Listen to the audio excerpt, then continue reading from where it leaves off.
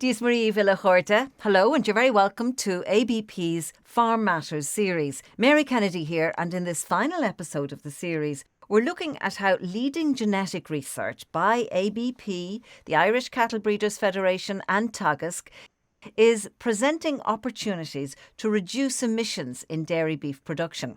To discuss these matters, we are joined by Dr. Padraig French, who's head of Livestock at Teagasc, by Dr. Andrew Cromie, who's Geneticist and Technical Director of the Irish Cattle Breeding Federation, that we all know as ICBF, and also based in Cork is Donal McCarthy, a dairy farmer from Clonakilty.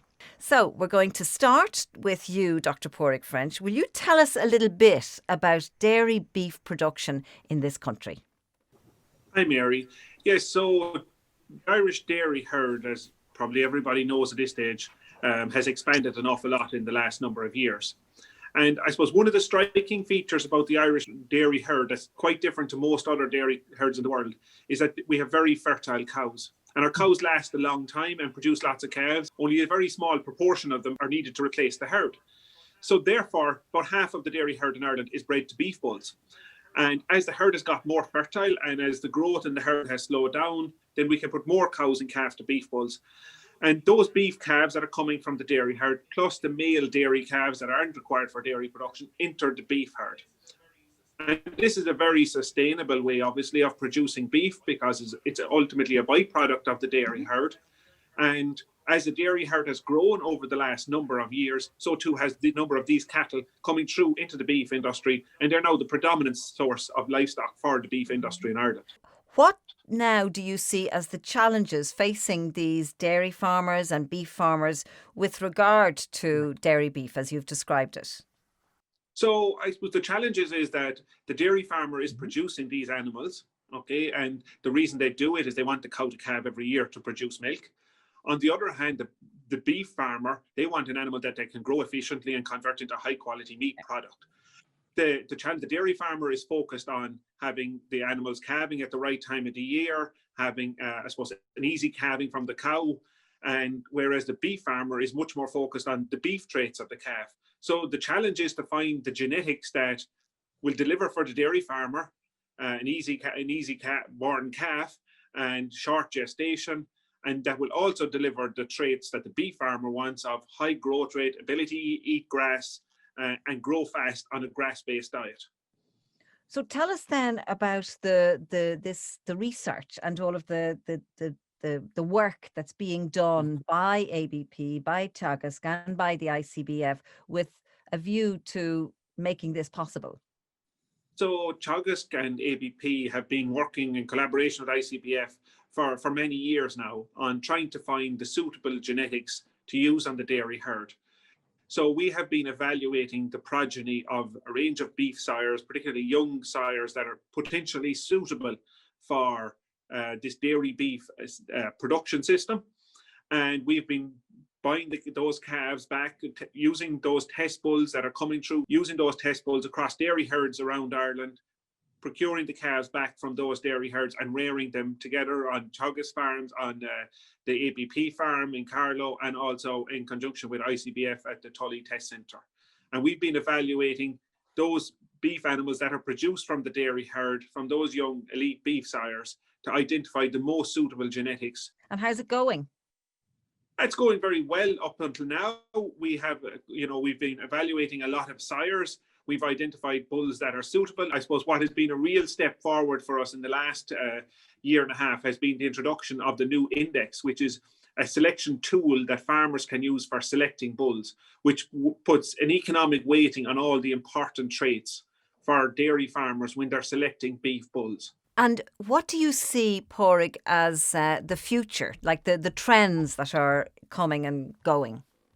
What we see over time is we have to become more efficient, both environmentally and economically efficient. And the key driver of efficiency is producing the beef and milk from grass. And particularly on beef perspective, we need to reduce the age at which these animals are produced for beef. This will reduce their environmental footprint.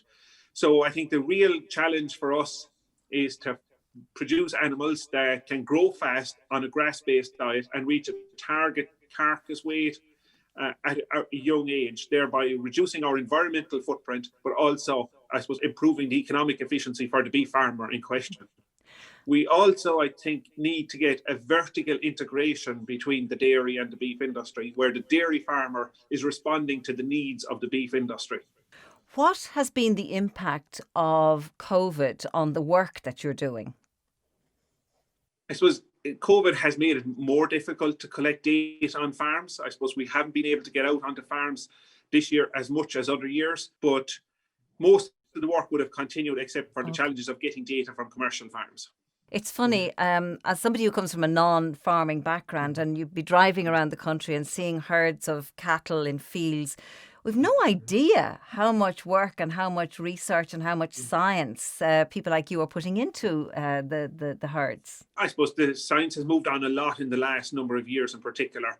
Like the dairy farmers today, and the way they manage grass is so different to 15 years ago. Most farmers are managing their farms on their iPhones today, you know? So the thing has moved on an awful lot in the last 10, 15 years. Yeah.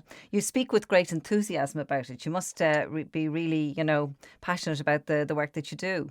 Yeah, the sector, particularly the dairy sector and the dairy beef sector, they're growing sectors. They're, for the farmers that are involved with it, there's opportunity there. And it's been very positive for the last five to 10 years.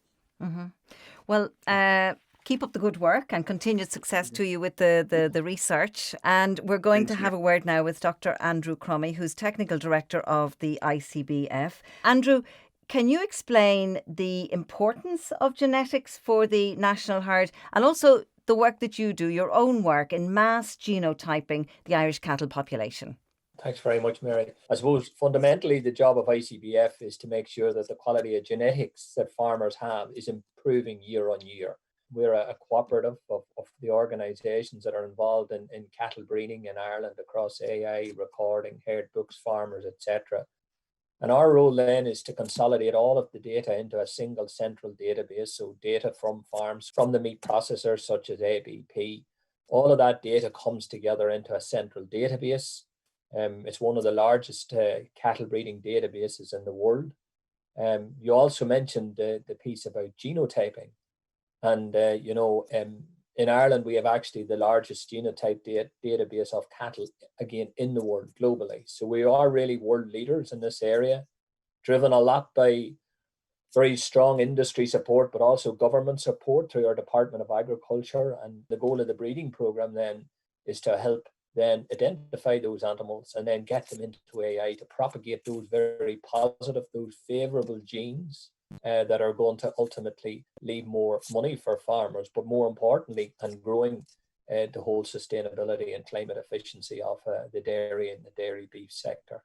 Yeah, because I was just about to ask you about that, because sustainability and the environment is hugely important. So will you tell us about how genetics can reduce, say, for instance, emissions? I mean, in the past, obviously, our primary focus was really around profitability. But what's really relevant and interesting in this context is profitability and sustainability very much go hand in hand in the context of production efficiency and animal agriculture.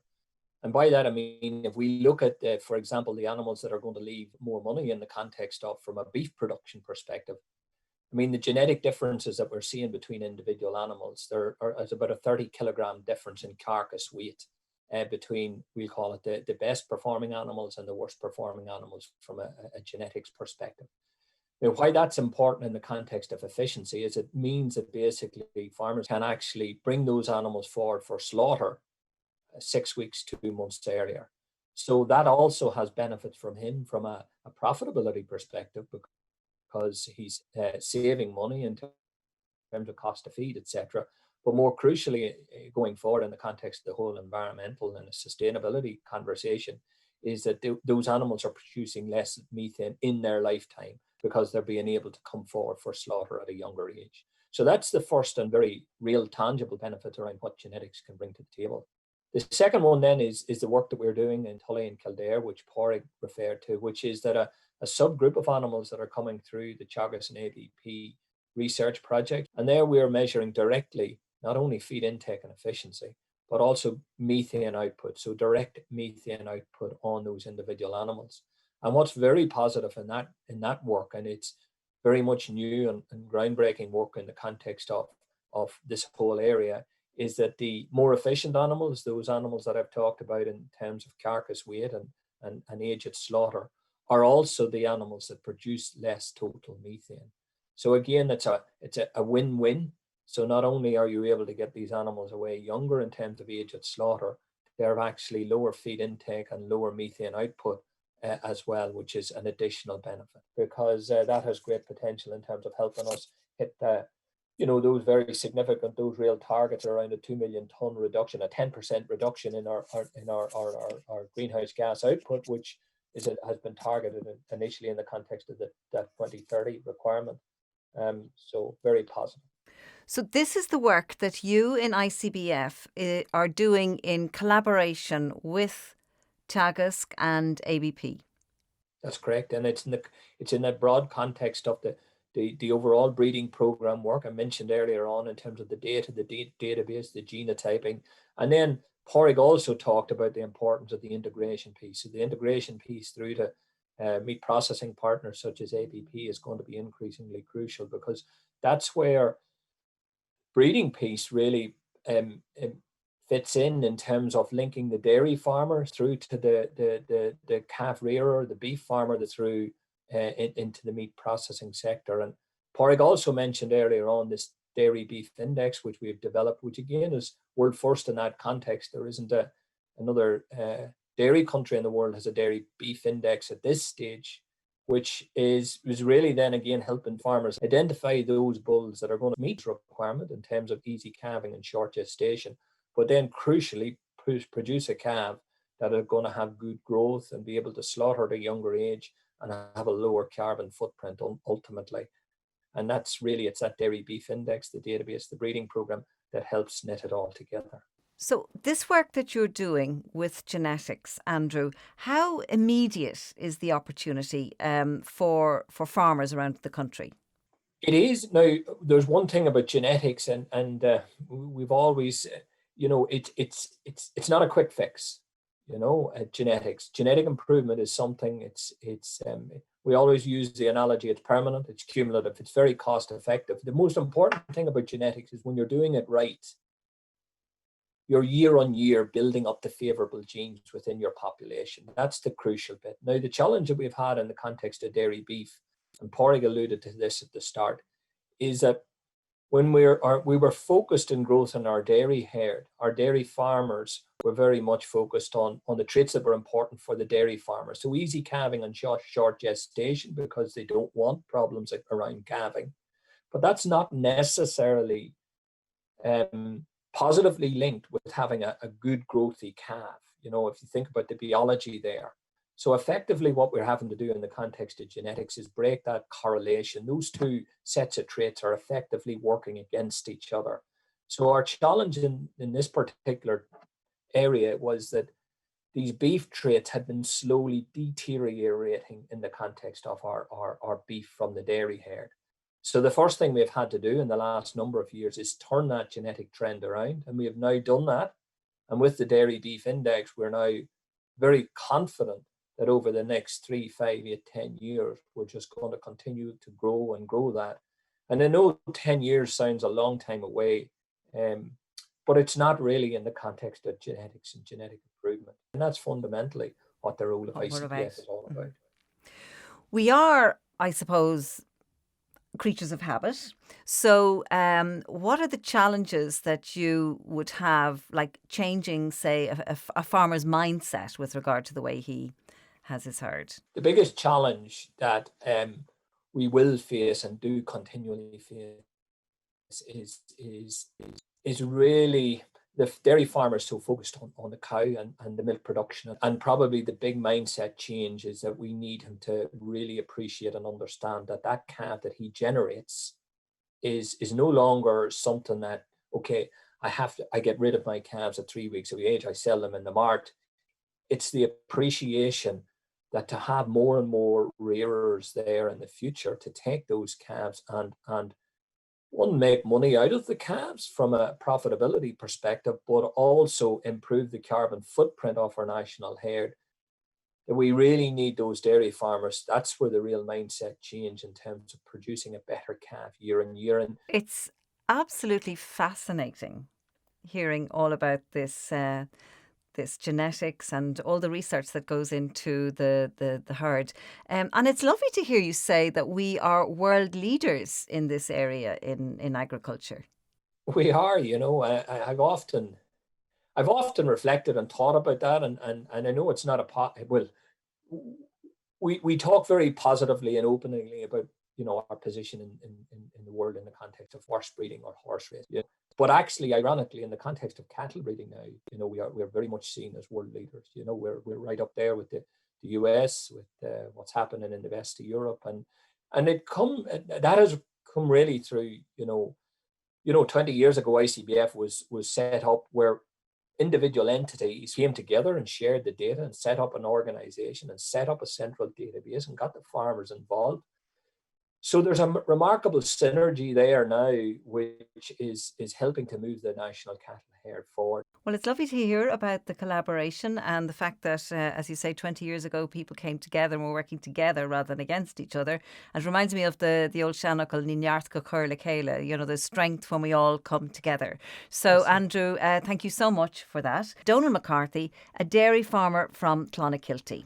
You are at the coalface. How did you get into this practice? Hi, Mary. I suppose, first of all, I come from a farming background, and my dad, I suppose, was heavily involved in AI, or basically breeding in the dairy herd back in the early 70s. So in our farm, we have used AI since back in the 70s. And I suppose, in the 70s and 80s and 90s and all that time, all AI was being used for breeding purely for the best dairy cows. So over the years, we saw the benefit of enormously of the work being done by Teagasc and Padraig and Andrew and ICBF in the whole dairy side of the farming, where they massively improved our herd and what we were getting out of our herd. So I suppose in the last maybe 10 years in particular, I suppose on our farm, we've kind of focused on producing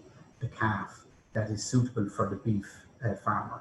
And we put a lot into that. And I suppose it's probably only over the last 10 years that there's been a focus on the AI side of producing and getting that information to the farmer of the bulls that are suitable to achieve what we're all trying to achieve.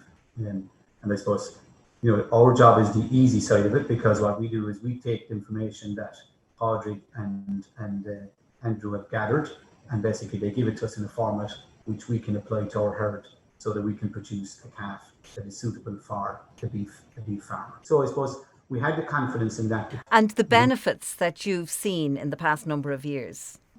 The benefits really, Mary, have been huge, really, I suppose, for me in particular, because I suppose what we do is we sell all our calves.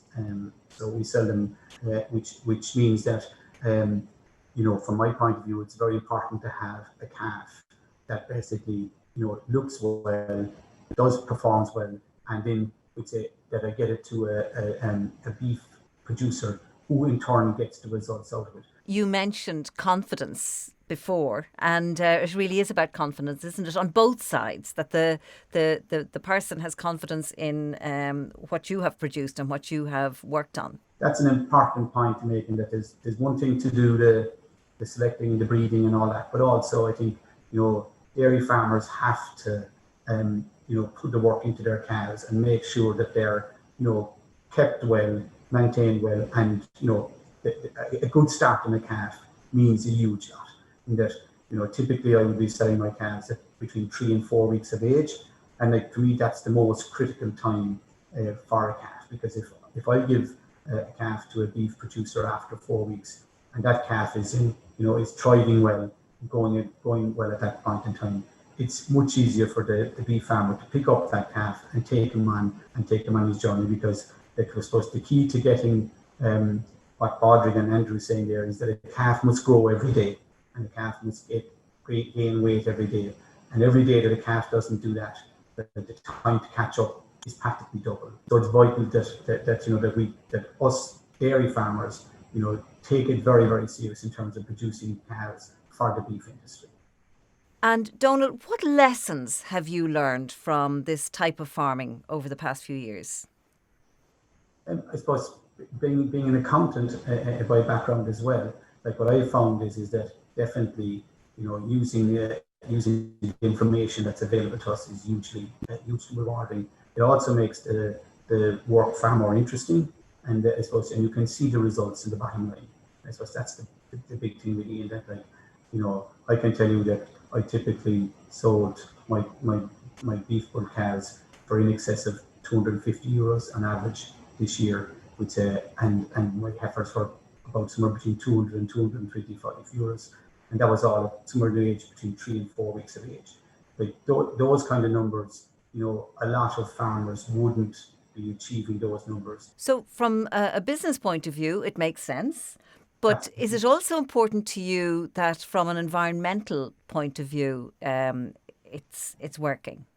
Absolutely. I mean, the big thing there, I suppose, is what we see now in our herd is that, we typically keep 20 to 25%, we'd say maximum replacements. Okay, and that's because we have, I suppose, the genetics built up, so that the longevity of the cows in the herd is far longer now than what it was previously. So that then obviously reduces our carbon footprint hugely, and then it allows us to actually,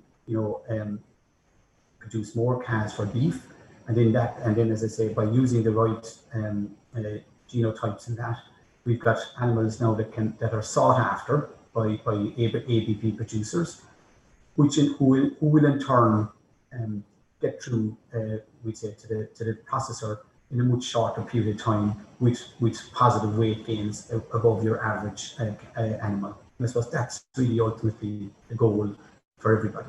So it's a win-win for the dairy farmer, win-win for the beef farmer, and win-win for the environment all the way through. Mm-hmm. And finally, Donal, if you were to give a message to some fellow farmers who might still need to be convinced, what would you say? I suppose the single message I would give to them is this: I'd say is that, that the dairy beef calf is a very important role to play in the sustainability of Irish farming, and every dairy beef farmer should place, real emphasis and value on their calf. The calf is an important part. I don't see the calf as a byproduct of the dairy industry. I see it as an important part of the dairy industry, which in turn helps and feeds and integrates into the beef industry. And that's probably the single most important message I would give to all dairy farmers. Okay, thank you for that, Donal. And every good wish to you down in Clonakilty. Thank you very much, Mary. And just before we finish the programme, if I could go back to you, Dr. Padraig French, and just ask you about all of the work and all of the things we've been talking about on this programme. How does that fit in with the recently published Climate Action Plan? So, Mary, the Climate Action Plan obviously targets a reduction in methane and carbon emissions. If we can grow the animals faster and get them ready for slaughter at a younger age, therefore they're emitting less methane over their lifetime. And this allows us to do that if we can breed animals that are more suitable for beef production, that grow faster on our grass-based systems. And because they're eating grass, it has a lower carbon footprint. And also because they grow faster, they have a shorter lifetime, therefore they have less carbon emissions. So you get the double effect of more grass in their diet and higher growth rate, shorter lifespan. So you get a significant reduction in carbon emissions. How long before you see this kind of rolling out nationwide? So I suppose as Andrew said, genetics is a slow burner, but it's cumulative and permanent. So that's going to take time. But I suppose dairy farmers have proven over the last 10 years that they adopt technology very quickly. And, when it makes logical and economic sense for the dairy farmers to turn over to, I suppose, using better bulls, we have to have those bulls available for them. And that'll take a number of years to identify those elite bulls that can have significant effects. But we have now set, I suppose, a pathway to significant carbon reductions by 2030. Mm-hmm. And that's what's in the climate change plan at the moment. And I think the genetics that we're putting through in the dairy beef will have a significant effect in that time period. And do you have any fears about difficulties kind of breaking through, maybe reluctance on the part of some farmers? No, I don't think so. Like, we've seen farmers vary in the rate at which they adopt technology. I suppose we have to convince farmers that if they use these beef bulls that are significantly better for beef traits, that they will not have more problems with calving difficulty or longer gestations. But I think, as I suppose the organisations of Teagasc and ICBF have worked together with the dairy farmers for many, many years now, and they have confidence that, I suppose, what we're trying to do is to try and improve their profitability and sustainability. I think if we work together on this as well, we will have significant impact over the next number of years. Well, listen, the very best of luck. I have learned so much. Thank you again to Dr. Padraig French of Teagasc, to Dr. Andrew Cromie of the ICBF, and to our dairy farmer, Donal McCarthy, for sharing his own insights and practical experience. As always, information and details about the show can be found on our homepage, abpfoodgroup.com. And that's the final episode in this series of Farm Matters. I hope that we have given you food for thought. And I'd like to say a special word of thanks to all of the contributors to the series, and also to you for tuning in. Until the next time, Mary Kennedy here saying safe farming, agus slánagh.